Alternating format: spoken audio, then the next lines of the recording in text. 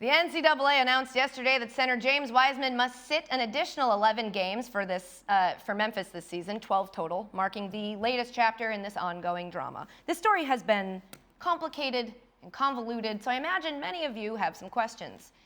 I only have one question, and it's one we like to ask around here anytime there's a story that makes no sense. Folks, it's time for, but why though?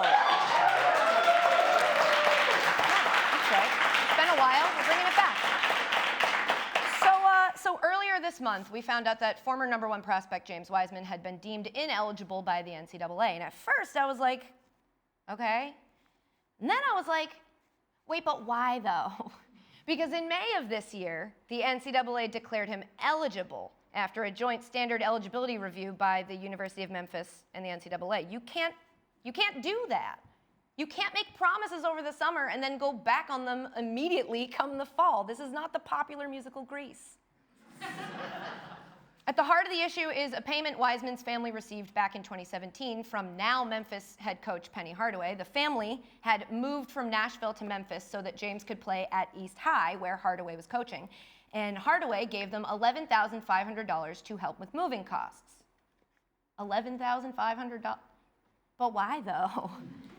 It's so specific, but it's like too much for movers and not enough for a bribe. I just don't think you're going to get the NBA's top prospect to come to Memphis for the cost of a used Chevy Spark. So I don't really get it. The issue, though, is not that Penny is now the coach. It's that Penny donated $1 million to the school back in 2008 to fund the Tiger Sports Hall of Fame, which isn't as fun as it sounds. It's the Memphis Tigers, not actual Tigers doing sports. And according to the NCAA bylaws, that qualifies him as a booster for the rest of his life. But why, though? Just because I supported something in 2008 doesn't mean I'm going to support it forever. You cannot make me go to a Dane Cook show today. Also, I've seen his salary numbers, and you have already paid Penny Hardaway back and then some, which should render the whole thing moot. Either way, according to the NCAA rules, per their statement on Wiseman that they released yesterday, quote, boosters cannot provide financial assistance to prospective student athletes, their family members, or friends unless that assistance is generally available to other members of the student body and is not given based on athletic ability. I'm sorry, they're friends? But why though?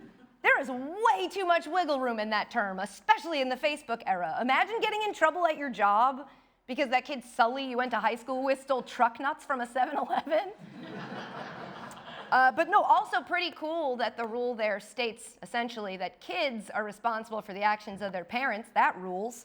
Look, I get that when a rule is broken, someone needs to be punished. The NCAA has decided that the only person that should be punished is James Wiseman. But why though? He was in high school. Do they think that people are just born knowing their bylaws? Penny Hardaway played college basketball. I would assume that he knows the rules. So if he offered me money, you think I'm going to be like, no, thanks. Just a sec, Mr. Hardaway. Let me just leaf through this book here, make sure that doesn't break any. No, of course not. You take the money. So, okay, back to the new chapter in the story, the update. Yesterday, the NCAA released a statement announcing that, quote, James Wiseman, a freshman of the University of Memphis men's basketball team, must sit 11 additional games, 12 total. 12 games. But why, though? When the student-athlete reinstatement guide that I read like an idiot suggests 9 games is the appropriate punishment. Well, actually, I have the answer to this question. It's because Memphis chose to start Wiseman in 3 games at the start of the season, even though they knew on November 5th that he was likely ineligible. And so, if I may, turn my attention to Memphis for a second. Hey, Memphis.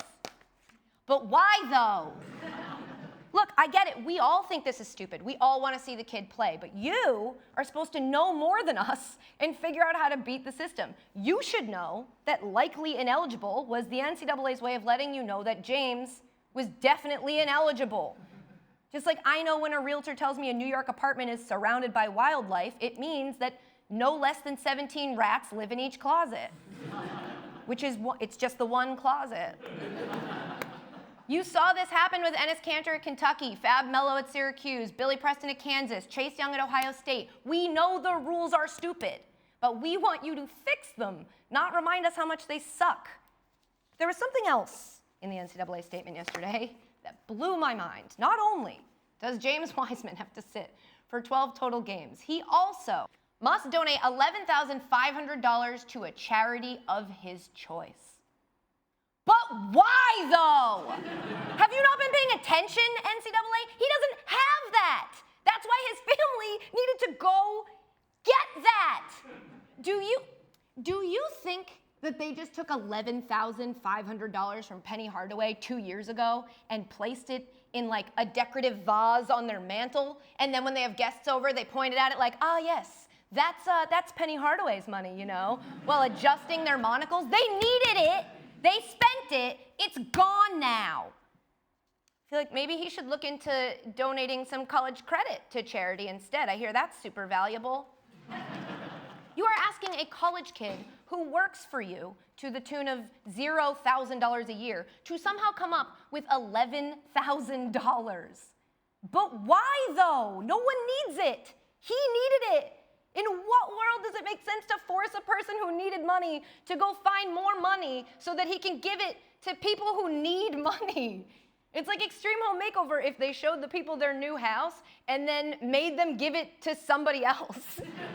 And then they didn't have a house. Also, it's super nice of the NCAA to let him pick a charity of his choice. But why, though? It proves that they don't actually care where the money goes as long as it doesn't go to the athlete. And like, what college kid already has a favorite charity? It's like asking your parents, your grandparents, to pick their favorite TikTok. They don't have one. This whole story is a mess, and the worst part of it is that it's just the way things are going to be until someone figures out how to get the NCAA to change their stupid rules. What's up? Thank you so much for watching ESPN on YouTube. Don't forget to download the ESPN app, and if you want more premium content, which you do, make sure that you subscribe to ESPN+. See you soon.